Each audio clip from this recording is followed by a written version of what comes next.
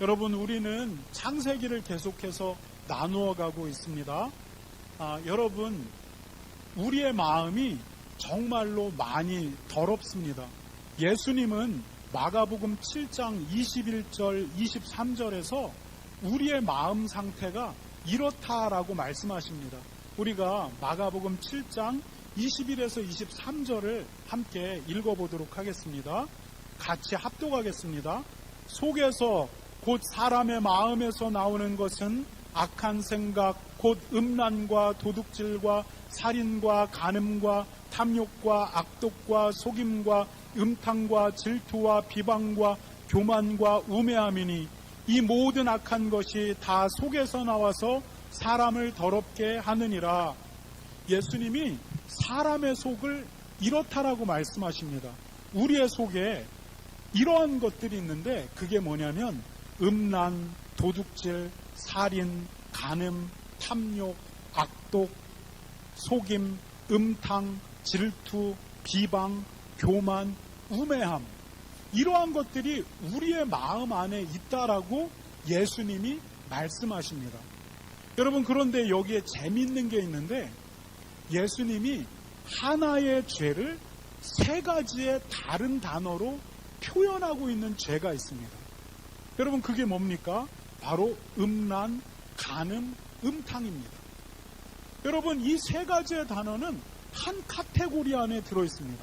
그런데 예수님은 사람의 마음에 있는 죄의 목록을 쭉 나열하시면서 이것을 세 가지 다른 단어로 똑같은 죄를 지적하십니다. 여러분, 우리의 마음이 그만큼 성적으로 타락한 마음을 가진 존재라는 것입니다. 여러분, 멀쩡해 보이는 저나 멀쩡해 보이는 여러분 모두의 상태가 예수님이 그렇다라고 말하는 것입니다. 어린아이에서 뿐만 아니라 어른에 이르기까지 내 상태가 그렇다라고 말하는 것입니다. 여러분, 이 우리의 마음에는 또 교만과 우매함이 있습니다. 교만과 우매함. 그 길을 계속하면 죽는 줄 나도 뻔히 압니다. 그런데 자존심 때문에 절대로 돌이키지 않는 겁니다. 그래서 미련하게 그 길을 계속 고집하는 것입니다. 이것이 우리 안에 있는 교만과 우매함입니다. 우리 속에는 시기, 질투, 비방과 쑥덕거림, 속임과 도둑질, 폭력과 살인도 있습니다. 우리는 이런 것들을 우리의 마음에 품고 살다가 상황을 만나게 되면 이것을 슬쩍슬쩍 꺼내면서 살아갑니다. 이것이 멀쩡해 보이는 저와 괜찮아 보이는 앉아있는 여러분의 삶입니다. 우리 안에 있는 것을 대놓고 표현하는 사람은 없습니다. 왜냐하면 대놓고 표현하면 사람들에게 비난을 받으니까, 벌금을 내거나 감옥에 가니까. 그래서 우리는 아주 지능적으로 이것을 감추고 지능적으로 표현해내기도 합니다. 참기도 하고 때로는 다음에 하려고 살짝 뒤로 밀어놓기도 합니다. 여러분, 이것이 죄인인 우리의 모습입니다. 그래서 여러분, 우리는 예수님과 그분의 십자가가 아니면 하나님 나라에 이를 수가 없습니다. 그래서 우리는 예수님이 필요한 사람입니다. 그래서 예수님이 우리의 주인이 되셔야 합니다. 여러분, 하나님께서 그런 우리를 사용하실 때 하나님은 그냥 사용하지 않으십니다. 우리를 다듬고 훈련하신 다음에 사용하십니다. 사람을 있는 그대로 사용하면 하나님의 영광이 그를 통해 나타나지 않습니다. 왜냐하면 사람이 자기 속에 있는 그것을 다 끄집어내기 때문입니다. 다투고 비방하고 분열하기 때문에 하나님의 일을 망치게 됩니다. 그래서 하나님은 사람을 사용하려고 하실 때 먼저 그를 다듬고 훈련합니다. 조련사가 사자를 훈련할 때 채찍을 사용합니다. 농부가 소를 하려고 할 때 소의 그냥 이 센 코를 뚫어버립니다. 피가 줄줄줄줄 나오고 소는 으앙으앙 소리를 칩니다. 그리고 이 뚫어진 코에 콧뚜레를 딱 꿰므로써 이제 그 황소를 조련하기 시작합니다. 하나님께서 사람을 훈련하려고 하실 때 하나님이 그를 고난 안에 담궈 놓습니다. 고난으로 말미암아 많은 질고를 겪은 사람은 자기를 굽힐 줄 알게 됩니다. 하나님을 두려워할 줄도 알고 자기를 그 앞에서 돌아볼 줄도 아는 상태가 됩니다. 여러분, 요셉도 마찬가지입니다. 하나님께서 요셉을 사용하시려고 하셨습니다. 그리고 그 전에 그를 고난 속에 던져 넣습니다. 수많은 고난 속에, 오래된 고난 속에 요셉이 머물러 있었습니다. 그런데 오늘 우리가 읽은 본문에 보니까 이제 그 요셉의 고난이 끝나가고 있습니다. 그것도 갑작스럽게 끝나가고 있습니다. 강간범이라고 하는 이름으로 감옥 저 깊은 웅덩이에 있었는데 어느 날 갑자기 로열, 왕 앞에 서게 됩니다. 여러분, 왜입니까? 요셉을 향한 하나님의 훈련이 끝나가고 있기 때문입니다. 하나님께서 요셉의 마음에 심어 넣으려고 했던 마음의 상태가 만들어졌기 때문입니다. 그 마음의 상태가 준비되자마자 하나님은 요셉의 고난의 사슬을 끊어버립니다. 그리고 요셉을 하나님이 예비한 무대로 끌어올리십니다. 여러분, 오늘 우리는 이 요셉의 삶을 통해서 하나님은 우리가 어떤 상태가 되었을 때에 하나님의 일 속으로 우리를 초청하시는지, 하나님이 준비한 무대 위에 우리를 세우시는지 나눌 것입니다. 여러분, 하나님이 우리에게 어떤 마음의 상태를 원하시는 걸까요? 어떤 마음의 상태에 도달하기를 원하는 걸까요? 여러분, 우리가 요셉의 삶을 통해 함께 나누겠습니다. 첫 번째를 함께 읽겠습니다. 시작. 자기를 진심으로 낮추고 하나님을 높일 줄 아는 상태가 되었을 때입니다.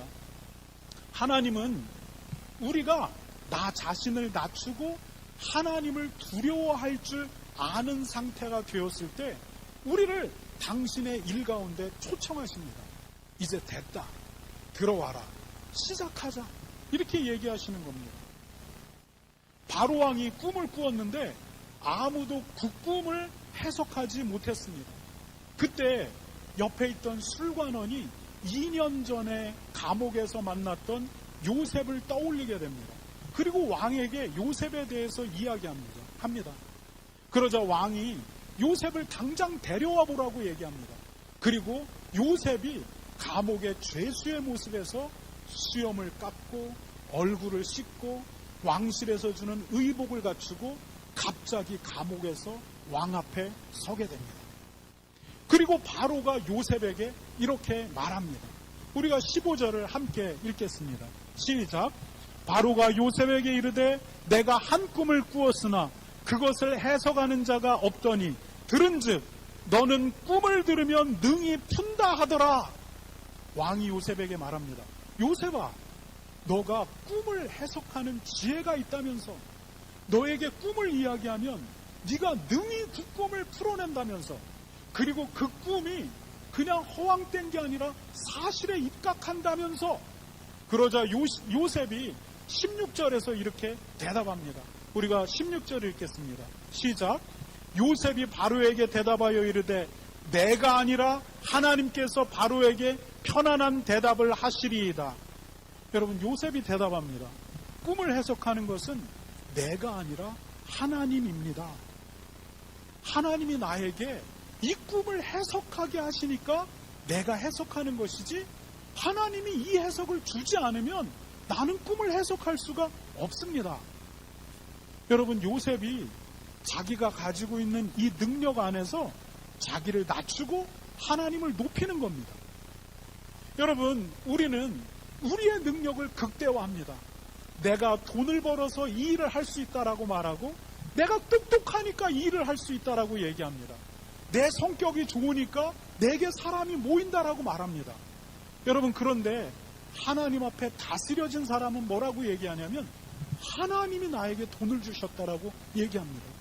하나님이 나로 하여금 이 사업을 연결시켜줬다라고 말합니다.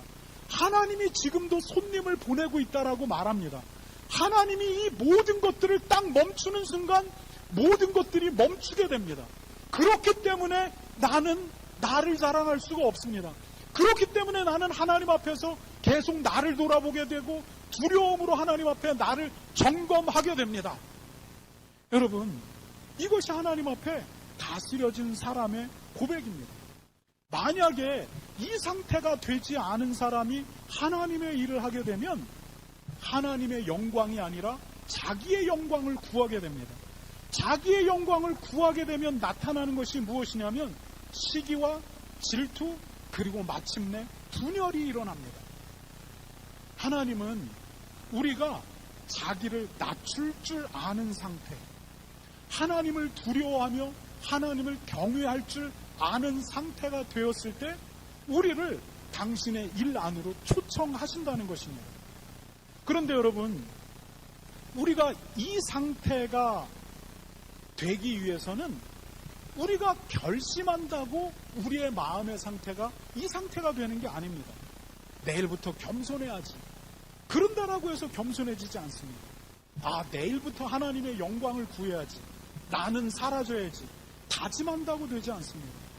우리의 마음은 원래부터 교만하고 거만하고 하나님보다 자기의 영광을 구하는 마음이 너무나도 뿌리 깊게 딱 자리 잡혀 있습니다. 그래서 여러분, 겸손해야지. 하나님의 영광을 구해야지. 내가 다짐한다고 이 상태가 절대로 되는 게 아닙니다. 그렇다면 어떻게 해야 우리는 이 마음의 상태에 들어가게 되는 것입니까? 어떻게 이 상태에 들어가는 것입니까? 여러분, 제가 여러분에게 양해를 구하면서 조금은 노골적인 표현 하나를 쓰겠습니다. 여러분, 써도 됩니까?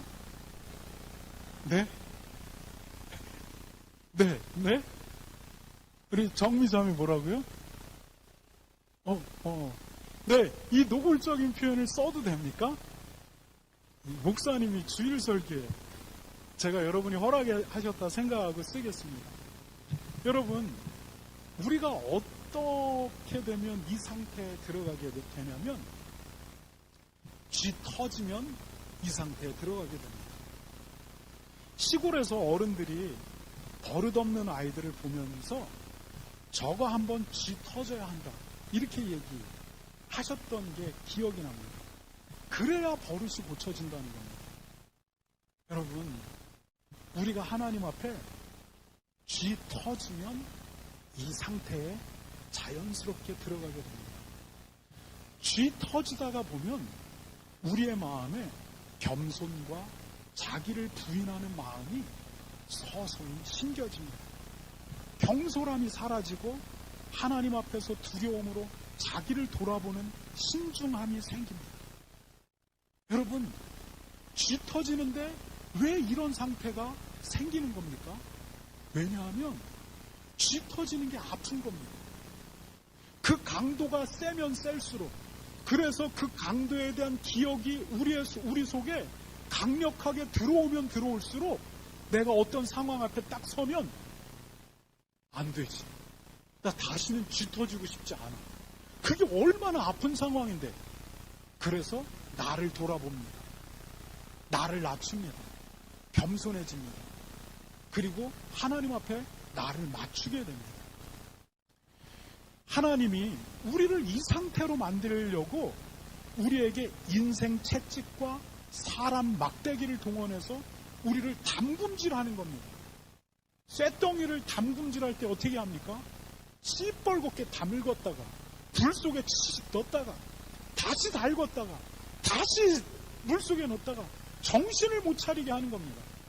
하나님이 우리로 하여금 이 상태에 이르도록 하기 위해서 우리를 인생 채찍, 사람 막대기로 담금질하는 것입니다.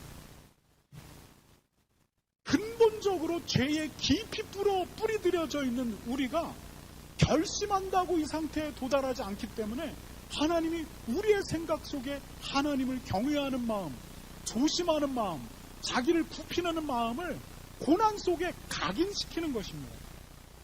여러분, 인생 채찍, 사람 막대기로 하나님이 나를 치고 있다라고 느끼는 분들이 있습니까? 하나님께서 여러분을 자기를 부인하고 하나님 앞에 굴복하는 사람으로 만드시고 있는 중인 것입니다. 하나님께서 여러분을 그 일 이후에 하나님의 일로 초대하려고 준비하고 있는 것입니다. 여러분, 그 고난은 축복입니다. 그 고난이 없으면 우리는 교만함으로 제멋대로 살다가 하나님 앞에 서게 됩니다. 그 고난이 없으면 하나님의 영광을 위해서는 아무것도 하지 못하고 내 영광만을 위해 여기저기 이 모든 것들을 구하고 다니다가 아무것도 하지 못한 채 하나님 앞에 서게 됩니다. 여러분, 그 고난을 당할 때 얼마나 힘든지 모릅니다. 얼마나 아픈지 모릅니다. 짧은 삶을 살았지만 저도 그 고난의 질고가 어떤 것인지 아주 조금 알고 있습니다. 여러분, 그런데 그 고난의 끝에서 하나님이 우리를 하나님의 사람으로 빚으신다는 것을 기억하시기 바랍니다. 그 고난 중에 있다면 조금 더 잘 견뎌내시기 바랍니다. 그리고 하나님께서 그 고난을 통해 목적하시는 바, 나를 굽히고 나를 낮추고 하나님을 높이고 하나님을 경외하는 마음으로 나를 만들어 가려고 하시는데, 여러분, 일찍 그 상태에 도달하려고 애쓰시기 바랍니다. 여러분, 그것이 그 고난의 목적이기 때문입니다. 하나님은 우리가 우리 자신을 낮추고 하나님을 높이며 나 자신을 부인하고 하나님의 영광을 높이는 마음의 상태가 되었을 때 우리를 하나님의 일 속으로 초청하십니다. 여러분, 그렇다면 두 번째, 하나님이 우리에게 어떤 상태가 되기를 기다리고 있습니까? 함께 읽겠습니다. 시작. 하나님의 약속을 온전히 신뢰하는 상태가 되었을 때입니다. 바울이 두 개의 꿈을 꾸게 됩니다. 하나는 살찐 소가 풀을 뜯고 있는데 삐쩍 마른 7마리의 소가 나타나더니 그 살찐 7마리 소를 잡아먹습니다. 두 번째 꿈은 무성하고 충실한 이삭이 쫙 올라옵니다. 그런데 그 뒤에 다시 파리하고 비틀어져 버린 이삭 7개가 쭉 올라오더니 통통하게 꽉 찬 그 이삭 7이삭을 잡아먹어 버립니다. 바로가 이 두 가지의 꿈을 꿉니다. 요셉은 하나님이 주신 지혜를 따라 이 꿈을 이렇게 해석합니다. 앞으로 이 애굽 땅, 이집트 땅에 전무후무한 풍년이 올 것입니다. 그리고 그 풍년의 7년의 풍년이 끝나가게 되면 전무후무한 흉년이 시작될 것입니다. 그러니 왕은 앞으로의 일을 대비하십시오. 이것이 요셉의 해석입니다. 그리고 요셉은 이러한 꿈을 해석한 다음에 뒤에 이런 말을 덧붙입니다. 우리가 32절을 함께 읽겠습니다. 시작. 바로께서 꿈을 2번 겹쳐 꾸신 것은 하나님이 이 일을 정하셨음이니라. 하나님이 속히 행하시리니. 하나님께서 바로에게 이 똑같은 사건을 2번을 꾸게 하셨다. 이것은 뭐냐면 하나님이 이 일을 행하시기로 작정하셨고 이 일은 속히 일어날 일이라는 것입니다. 여러분, 그런데 여러분, 뭔가 오버랩되고 있다라고 하는 느낌이 드시는 분이 있습니까? 여러분 가운데 성경을 많이 읽으신 분들은, 그리고 또 센스가 딱 있는 분들은 오버랩되고 있다, 이렇게 느끼실 겁니다. 그게 뭐냐면 요셉이 어렸을 때 꿨던 꿈의 패턴과 바로의 꿈의 패턴이 같다는 것입니다. 여러분, 바로가 한 사건에 대해서 2가지의 꿈을 꾸게 됩니다. 이 2개의 꿈이 다른 듯하지만 결국 하나의 사건을 말하고 있습니다. 요셉이 자기의 미래에 대해서 자기의 미래를 말하고 있는 꿈을, 그 꿈을 두 가지 형태로 꾸게 됩니다. 두 가지 꿈이 서로 다른 꿈이었지만 결국 한 가지를 향하고 있었습니다. 여러분, 지금 바로의 꿈과 요셉의 꿈이 오버랩되고 있는 것입니다. 요셉이 바로의 꿈을 딱 들으면서 이 패턴이 캐치되는 것입니다. 그리고 바로에게 뭐라고 얘기하냐면, 이 똑같이 일어날 한 가지의 사건을 향해 두 가지의 다른 형태를 왕이 꿨다는 건 하나님이 이 일을 반드시 이루실 것이라는 것입니다. 그리고 이 일은 속히 이루어질 것이라는 것입니다. 그러니까 앞으로 이 일을 대비하라는 것입니다. 여러분, 이 말이 무엇을 의미하고 있습니까? 요셉은 하나님이 자신에게 약속했던 그 삶이 언젠가 반드시 이루어지는 삶이라고 믿고 살아왔다는 얘기입니다. 비록 그가 형들에게 지금 배신을 당하고 이집트의 노예로 팔려가고 보디발의 집에서 10년 동안 노예로 살고 있고 결국은 강간범이라고 하는 누명을 썼고 감옥에 들어가서 죄수가 되었지만, 요셉이 잃어버리지 않고 붙드는 믿음 하나는 뭐냐면 그 일은 반드시 이루어진다입니다. 여러분, 요셉도 분명히 때로는 현실적이지 않을 것 같은 그 꿈 때문에 절망했을 것입니다. 꿈은 그런데 현실이 전혀 다르게 펼쳐지고 있는 것입니다. 그럼에도 불구하고 요셉은 계속해서 다시 그 하나님의 약속을 붙들고 자기의 삶을 견뎠던 것입니다. 그리고 오늘 바로 앞에서 자기의 믿음을 고백하는 겁니다. 이 일은 반드시 이루어집니다. 여러분, 요셉이 허울 좋은 해석을 내놓는 것이 아닙니다. 만약에 요셉의 말대로 내년부터 풍년이 들지 않으면 그는 자기의 목숨을 바로에게 내놓아야 합니다. 금방 들통날 거짓말을 바로에게 얼렁뚱땅 꿈 해석이라는 말로 해줄 수가 없습니다. 요셉이 믿고 있는 것입니다. 하나님이 작정하셨고 작정하셨다면 하나님은 반드시 이루신다. 상황이 이렇고 저렇고 이건 상관이 없다. 하나님이 작정하셨기 때문에 반드시 이 일은 이루어지는데 내 인생을 향한 하나님의 꿈도 이루어진다라고 하는 이 믿음의 고백을 바로, 이 온전한 고백을 바로에서 지금 고백하고 있는 것입니다. 여러분, 하나님이 이 믿음의 상태를 보고 그리고 요셉을 당신의 무대 위로 올리시는 겁니다. 여러분, 그런데 믿음이라고 하는 것은 단순히 믿고 안 믿고의 차원이 아닙니다. 믿음은 순종이라고 하는 차원으로 확대됩니다. 하나님의 약속을 온전히 믿는 사람은 하나님의 말씀에 순종합니다. 그가 어떠한 상황에 처해 있든지, 그가 어떠한 현실을 지금 눈에 보고 있든지, 그는 하나님과 세상 사이에서 하나님을 선택하게 됩니다. 그것이 심지어 삶과 죽음의 선택이다 할지라도 그는 믿음으로 하나님의 편이라면 죽음을 선택하게 됩니다. 그 사람을 통해서 하나님의 일이 이루어지는 것입니다. 약속을 믿지 못하면 순종을 못합니다. 순종을 못하게 되면 하나님의 일이 일어나지 않습니다. 하나님이 이 온전한 믿음의 고백이 떨어질 때까지 요셉을 그 현장 속에 담가놓는 것입니다.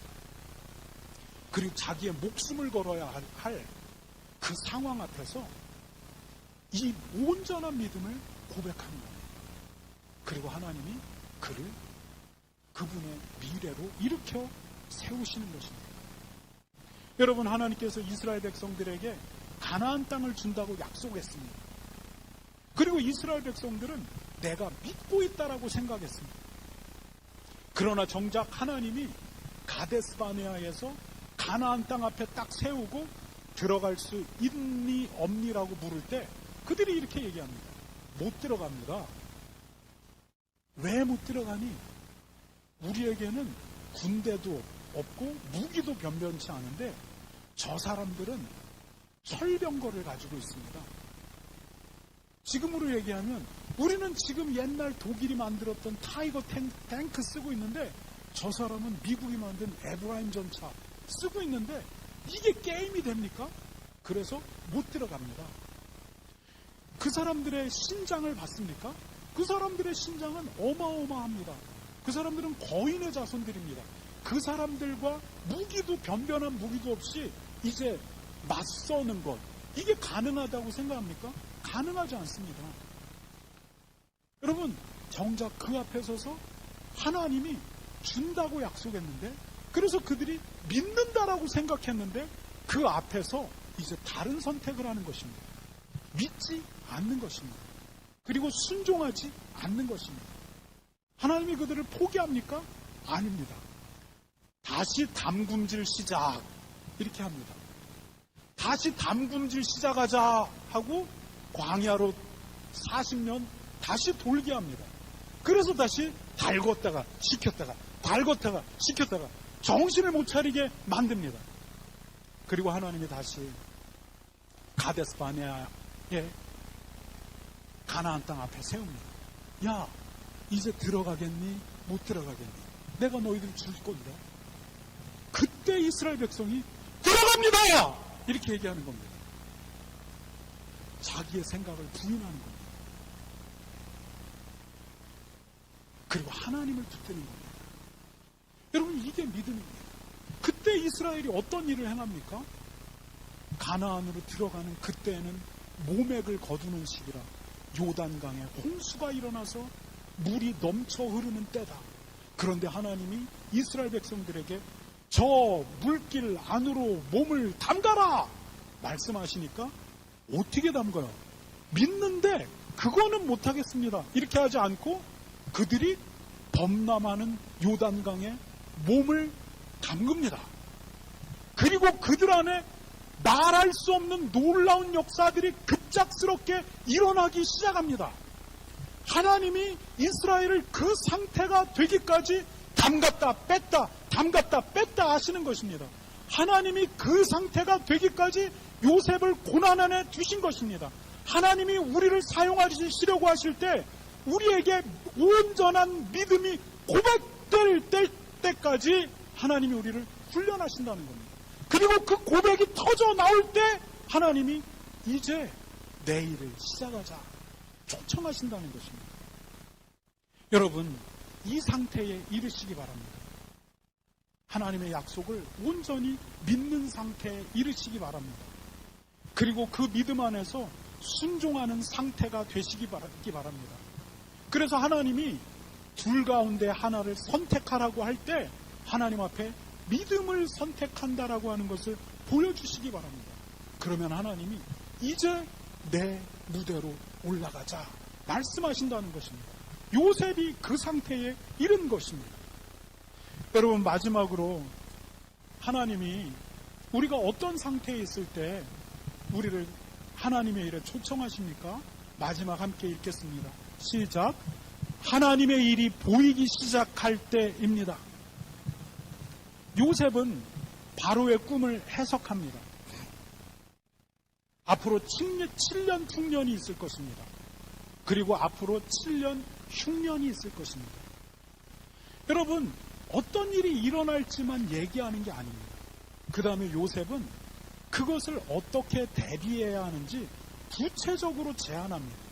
우리가 34절부터 36절을 함께 교독해서 읽어보도록 하겠습니다. 제가 먼저 읽겠습니다. 바로께서는 또 이같이 행하사 나라 안에 감독들을 두어 그 7해 풍년에 애굽 땅의 5분의 1을 거두되, 여러분입니다. 시작.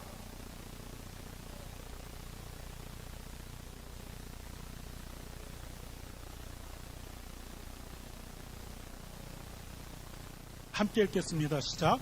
이와 같이 그 곡물을 이 땅에 저장하여 애굽 땅에 임할 때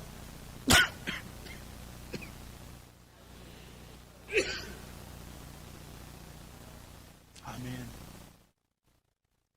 죄송합니다. 요셉이 바로에게 이렇게 얘기합니다. 앞으로 될 일이 이거니까 왕이시여 나라 온 지역 안에 감독들을 세워두십시오. 멤피스에도 세우시고, 아는 데가 멤피스밖에 없어요. 이집트.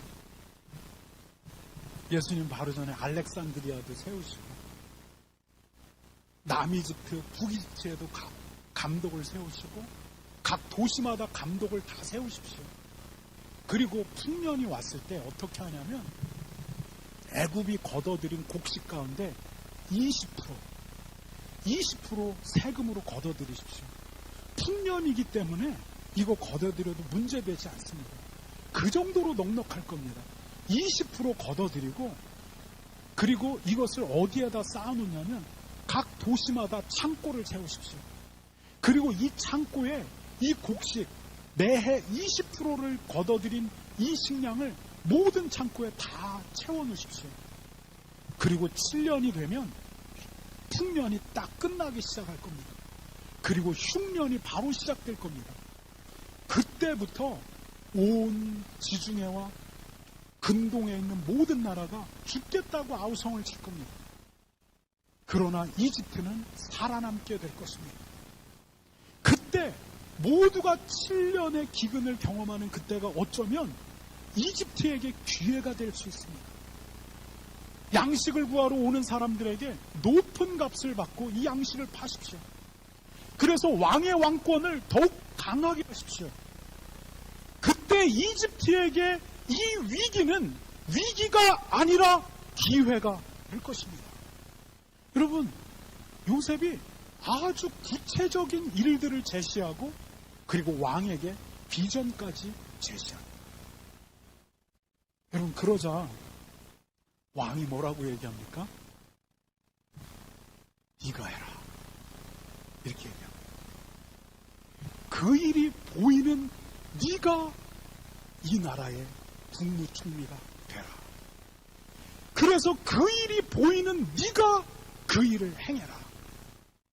이 나라에서 가장 높은 사람은 난데, 오늘부터 너와 나의 차이는 뭐냐면 내가 왕이고 네가 국무총리라고 하는 이 직함밖에 없다.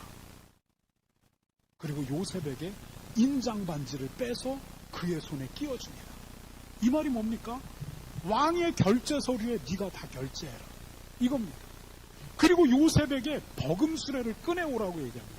뭐냐면 왕의 수레가 딱 가면 제2인자가 타는 버금 가는 수레, 이 수레를 꺼내오라고 얘기하고 요셉을 태웁니다. 그리고 애굽으로 나가 모든 사람들에게 소리칩니다. 이가 국무총리다. 여러분, 누가 하나님의 일을 합니까? 하고 싶은 사람이 하는 게 아닙니다. 하나님께서 그 일을 보여주시는 그 사람이 그 일을 해야 할 사람입니다. 여러분, 무엇이 보이고 있습니까? 여러분의 가슴 속에서 무엇이 요동치고 있습니까? 어떤 얘기를 들으면 가슴이 튑니까? 어떤 얘기를 들으면 가슴이 아파집니까? 어떤 얘기를 들으면 눈물이 납니까? 어떤 얘기를 들으면 내가 뛰쳐나가고 싶습니까? 여러분, 하나님이 그 일을 보여준 사람인 것입니다. 여러분에게 어떤 일이 계속 반복적으로 보인다. 그렇다면 하나님께 물으시기 바랍니다. 하나님, 왜 자꾸 보이죠? 왜 자꾸 내 마음에 남아있죠? 그리고 하나님의 부르심이 있다면 거기에 믿음으로 응답하시기 바랍니다. 하나님께서 우리를 당신의 일로 초청하실 때 먼저 우리로 그 일을 보게 하십니다. 말씀을 마무리하겠습니다. 하나님이 언제 우리를 당신의 일에 초청하십니까? 우리가 우리 자신을 낮추고 하나님을 높이는 상태가 되었을 때입니다. 우리가 하나님의 약속을 온전하게 신뢰해서 그것을 순종으로 가져갈 때입니다. 하나님이 우리에게 하나님이 보이시는 일을 보기 시작할 때 하나님이 우리를 당신의 일로 초청하고 그리고 당신이 만든 무대 위에 우리를 세우신다는 것을 기억하시기 바랍니다. 여러분, 이런 상태 안에 도달하시기 바랍니다. 하나님이 우리를 포기하는 법은 없습니다. 하나님은 끊임없이 우리를 담그고 달구고 담그고 달구고 우리가 죽는 그 순간까지 이렇게 해서 결국 우리를 이렇게 만들어내십니다. 그런데 여러분, 조금 더 빨리 갈 수 있는 방법이 있습니다. 뭐냐면 일찍 하나님의 뜻을 알고 이 상태 안에 우리를 맞추려고 하는 겸손을 갖는 것입니다. 은혜와 평강교회 모든 성도들이 이러한 상태에 모두 도달할 겁니다. 그런데 속히 도달하게 되는 여러분이 되시기 바랍니다. 같이 기도하도록 하겠습니다.